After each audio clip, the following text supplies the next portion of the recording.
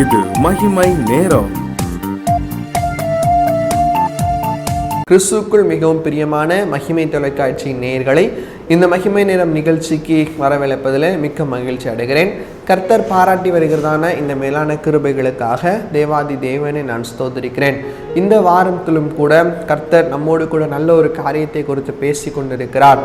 இந்த பாடு மரண காலங்களில் ஆண்டவரோடு கூட நம்முடைய உறவு எப்படியாக இருக்க வேண்டும் என்பதை உணர்த்துகிற பிரகாரமாய் ஆண்டவர் நம்மிடத்தில் பேசி கொண்டிருக்கிறார். அந்த பிரகாரமாக இயேசுவின் சிநேகிதன் என்ற தலைப்பில் நாம் தியானித்து கொண்டு வருகிறோம்.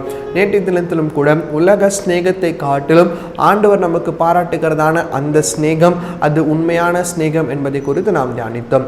இன்றைக்கு சிநேகிதர்கள் எப்படி இருப்பார்கள் என்று சொன்னால், சிநேகிதர்கள் எப்போதும் ஒன்றாக இருப்பார்கள், நண்பர்கள் எப்போதும் ஒன்றாக இருப்பார்கள். இதற்கு அடையாளமாக வேதாகமத்தில் ஆண்டவரோடு கூட சிநேகம் வைத்ததான ஒரு மனிதரை குறித்து நாம் பார்க்க இருக்கிறோம். அவர்தான் ஏனோக்கு. ஏனோக்கை குறித்து ஆதியாகமம் 5வது அதிகாரம் 22வது வசனத்தில் இப்படியாக சொல்கிறது, ஏனோக்கு 300 வருஷம் தேவனோடே சஞ்சரித்து கொண்டிருந்து குமாரரையும் குமாரத்திகளையும் பெற்றான். ஏனோக்கு அதற்கு பின்பதாக தேவனோடு கூட எடுத்துக்கொள்ளப்பட்டான் என்றும் கூட வேத வசனத்திலே நாம் பார்க்கிறோம். ஏனோக்கு 300 வருஷம் தேவனோடு சஞ்சரித்து கொண்டிருந்தாராம்.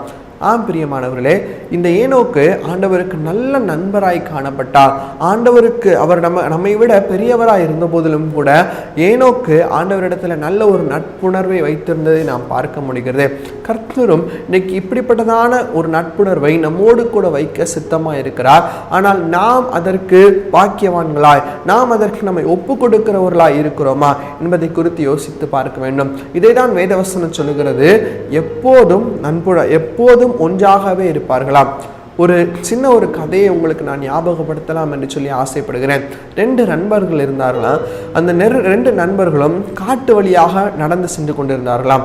நடந்து சென்று கொண்டிருக்கும் போது ஒரு பெரிய கரடி அவர்களை நோக்கி வந்ததாம். ஒரு நண்பன் மிகவும் வேகமாக ஒரு மரத்தின் கிளையில வேகமாக ஓடிக்கொண்டானாம். இன்னொரு நண்பனுக்கோ மரமேறு பழக்கம் இல்லை. ஆனால் இந்த நண்பனுக்கு உடனடியாக ஒரு யோசனை வந்தது. என்ன யோசனை? அவன் மரித்தவன் போல அந்த இடத்துல கிடந்தால் இந்த கரடி அவனை விழுங்காது என்று சொல்லி யோசனை வந்தது. உடனே அவன் அப்படியாக பாசாங்க செய்தான். இந்த கரடி வந்து அவன் பக்கத்தில் வந்து மோர்ந்து பார்த்து ஒருவேளை இவன் மரித்து விட்டான் என்று சொல்லி அது சென்று விட்டதாம். உடனே மேலே இருந்த நண்பன் கீழே இறங்கி வந்து கேட்டானா, அந்த கரடி வந்து உன் காதில் ஏதோ சொல்லிச்சே, என்ன சொல்லிச்சுன்னு கேட்டானாம். அப்போதான் இந்த நண்பன் சொன்னானா, ஆபத்தில் உன்னை விட்டு விலகி ஓடுற நண்பனை நீ ஒரு காலம் உன் கூட வச்சு இருக்காதுன்னு சொல்லிச்சான். பிரியமானவர்களே, இந்த உலகத்தின் சிநேகம் இப்படியாக தான் இருக்கிறது. ஒருவேளை இந்த உலகத்தில் இவ்வளவு திக் ஃப்ரெண்ட்ஸ்ன்னு சொல்லுவாங்க, நாங்களும் அவங்கள திக் ஃப்ரெண்ட்ஸ்ன்னு சொல்லுவாங்க. ஆனால் நிறைய ஃப்ரெண்ட்ஷிப் எப்படி இருக்குதுன்னா, ஒருவேளை கஷ்டம் வரும்போது, கஷ்டங்கள் வரும்போது விட்டு விலகி ஓடுகிறதான ஃப்ரெண்ட்ஷிப்பாக தான் இருக்குது.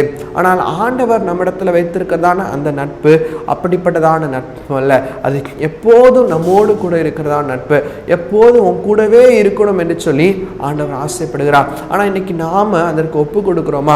ஆண்டவர் நீங்க எப்போது என் கூட இருங்கன்னு சொல்லி சொல்றோமா? ஆண்டவர் எப்போது என் கூட இருக்கிறார் என்று சொன்னால் நம்ம என்ன செய்ய மாட்டோம்? பாவம் செய்ய மாட்டோம். ஆண்டவர் எப்போது கூட இருக்கிறார் என்று சொன்னால் பாவ உணர்வு நமக்குள்ளாக வராது. ஆண்டவர் எப்போது கூட இருக்கிறார் என்று சொன்னால் ஆண்டவருக்கு பிரியமானதை மாத்திரம்தான் நான் செய்வோம். இன்னைக்கு ஆண்டவர் நம்மோடு கூட இருக்கிறார். இதற்கு என்ன வசனம் நமக்கு ஆதாரமாக இருக்கிறது? எபேசியர் 1வது அதிகாரம் 13வது வசனம் சொல்கிறது, நீங்களும் உங்கள் ரட்சிப்பின் சுவிசேஷமாகிய சத்திய வசனத்தை கேட்டு விசுவாசிகளான போது வாக்குத்தத்தம் பண்ணப்பட்ட பரிசுத்த ஆவியினால் அவருக்குள் முத்திரை போடப்பட்டீர்கள். இப்போ நமக்கு எப்போ நம்ம ஆண்டவருடைய பிள்ளைகளாய் மாற்றப்பட்டு ஆண்டவருடைய ரட்சிப்பினால் நம்ம அலங்கரிக்கப்படுகிறோமோ, அப்போ பரிசுத்த ஆவியானவரை ஆண்டவர் நமக்கு கட்டளையிடுகிறவராக இருக்கிறார். பரிசுத்த ஆவியானவரை ஆண்டவர் நமக்கு கொடுக்கிறார். கிறிஸ்துவுக்குள் பிரியமானவர்களே, அந்த ஆவியானவர் எப்போது நம்மோடு கூட இருக்கும்படியாக நல்ல நண்பராய் நம்மிடத்தில் இருக்கிறார். இன்னைக்கு எத்தனை பேர் இந்த ஆவியானவர் எனக்கு ஒரு நல்ல நண்பராய் இருக்கிறார் என்பதை நாம் உணர்ந்து நடக்கிறோம் என்பதை ஒரு நிமிடம் நம்ம யோசித்து பார்ப்போம். ஆவியானவர் நமக்கு நண்பராய் இருந்து நம்மை வழிநடத்துகிறவராய் இருக்கிறார். அந்த வழிநடத்துகிறதான ஆவியானவர் சொற்படி நாம் கேட்டு நடப்போமானால் நம்முடைய வாழ்க்கையில எப்பவும் நிச்சயமான வெற்றி தான். ஒரு 2 நண்பர்கள் எப்போது ஃப்ரெண்ட்ஸாக இருக்கிறாங்க, திக் ஃப்ரெண்ட்ஸாக இருக்கிறாங்க அப்படின்னா ஒரு நண்பர் சொல்லுகிறத இன்னொருத்தர் கேட்பாரு, இவருடைய ஆபத்தில் அவர் உதவி செய்வாரு, இவருக்கு ஏதாவது ஒரு பிரச்சனைனா அவர் கூட நிற்பாரு, இவருக்கு ஏதாவது ஒரு தேவைன்னா அந்த தேவையை சந்திப்பார். இப்படிப்பட்டதான ஒருவேளை இந்த நட்பு கூட இந்த உலகத்தின் கடைசி வரைக்கும் தான் இருக்கும். ஆனால் என்றென்றைக்கும் மாறாத ஒரு நட்பாய் ஆவியானவருடைய நட்பு நம்மிடத்தில் இருக்கிறது. வேத வசனம் சொல்லுகிறது, யோவான் எழுதின சுவிசேஷம் 14:16 வசனத்துல, நான் பிதாவை வேண்டிக் கொள்வேன், அப்பொழுது என்றைக்கும் உங்களோடு கூட இருக்கும்படி சத்திய ஆவியாகிய தேற்றரவாளனை அவர் உங்களுக்கு தந்துள்ளார். எப்பொழுதும் என்றைக்கும் உங்களோடு கூட இருக்கும்படி சத்திய ஆவியாகிய தேற்றரவாளன். இன்னைக்கு இந்த தேற்றரவாளனை பெற்றதான அனுபவம் நமக்கு இருக்கிறதா? இந்த பாடுமரண காலங்களில் ஆவியானவருடைய வல்லமை நமக்கு மிகவும் அவசியமாய் காணப்படுகிறது. ஆவியானவருடைய நட்பு மிகவும் நமக்கு அவசியமாய் காணப்படுகிறது. வேத வசனத்தில் வேதாகமத்தை நாம் தியானித்து பார்க்கும்போது இந்த பரிசுத்த ஆவியை கனப்படுத்தினவர் நிறைய பேர் இருக்கிறாங்க. அதே நேரத்தில் அந்த பரிசுத்த ஆவியை துக்கப்படுத்தினவர்களும் அதிகமான பேர் இருக்கிறாங்க.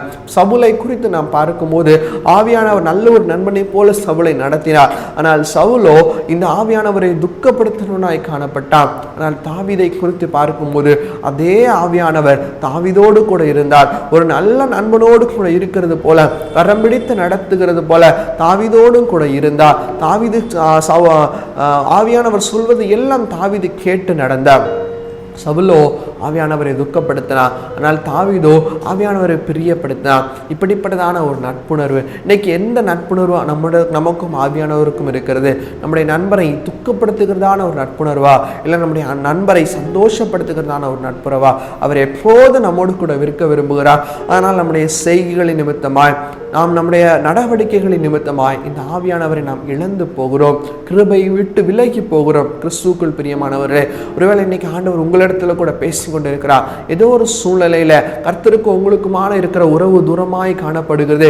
ஏதோ ஒரு சூழ்நிலையில ஆவியானவர் என்னுடைய வாழ்க்கையில இல்லை என்று சொல்லி ஒரு வெறுமையான சூழ்நிலை உங்களுக்கு காணப்படலாம். இன்றைக்கு கர்த்தர் சொல்கிறார், இந்த வார்த்தையை கேட்டு நீங்கள் கர்த்தரிடத்துல திரும்புவீர்கள் என்று சொன்னார், நிச்சயமாக ஆவியானவர் உங்களோடு கூட இருந்து உங்களிடத்துல பெரிய காரியங்களை செய்ய சித்தமுள்ளவராய் இருக்கிறார். இதைதான் சங்கீதங்களின் புஸ்தகம் 46 சங்கீதம் 7 சொல்கிறது, சேனைகளின் கர்த்தர் நம்மோடு இருக்கிறார், யாக்கோபின் தேவன் நமக்கு உயர்ந்த அடைக்கலமானவர், அவர் நம்மோடு கூட இருந்து நம்மை உயர்ந்த அடைக்கலத்தில் வைப்பதற்கு அவர் சித்தமுள்ளவராய் கூட காணப்படுகிறார். நம்முடைய ஆண்டவராய் இயேசு கிறிஸ்துவும் கூட நம்மோடு கூட இருக்கும்படியாக வந்திருக்கிறார். இதைதான் மத்திய எழுதின சுவிசேஷம் 1:23 வாசிக்கிறோம். இம்மானுவேல் என்பதற்கு தேவன் நம்மோடு இருக்கிறார் என்று சொல்லி அர்த்தமாம். கிறிஸ்துவுக்குள் பிரியமானவர்களே, பிதா, குமாரன், பரிசுத்த ஆவியானவர் 3 திரியேக கடவுளும் நம்மோடு கூட இருக்கிறார்கள். எதற்காக? அவர் மூவரில் ஒன்றாய் நம்மோடு கூட நல்ல நட்புணர்வு வைக்கும்படியாக இருக்கிறார்கள். இந்த நட்புணர்வை புரிந்து கொண்டு செயல்படுகிறவர்களாய் நாம் காணப்பட வேண்டும். உலகத்தின் சிநேகம் அது ஒரு கடைசி வரை நம்மிடத்தில் இருக்காது. ஆனால் ஆவியானவரோ எப்போதும் நம்மோடு கூட இருக்கிறார். ஏனோக்கு எப்போதும் ஆண்டவரோடு கூட சஞ்சரித்து அதிகமான ஆசீர்வாதங்களை பெற்றுக் கொண்டது போல நாமும் ஆண்டவரோடு கூட சஞ்சரித்து ஆண்டவரிடத்திலே வருகிறதான ஆசீர்வாதங்களை பெற்றுக்கொள்ள வேண்டும் என்று சொல்லிதான் கர்த்தர் எதிர்பார்க்கிறார். ஆனால் அதற்கு நீங்களும் நானும் நம்மை அர்ப்பணிப்பதற்கு தயாராக இருக்கிறோமா என்பதை ஒரு நிமிடம் நம்முடைய வாழ்க்கையை யோசித்து பார்ப்போம். இதை கேட்டுக்கொண்டிருக்கிறதான வாலிப சகோதரனே, சகோதரியே, ஆவியானவர் உங்களுக்கு நல்ல நண்பராக இருக்கிறார். Is good friendship, is a good comforter.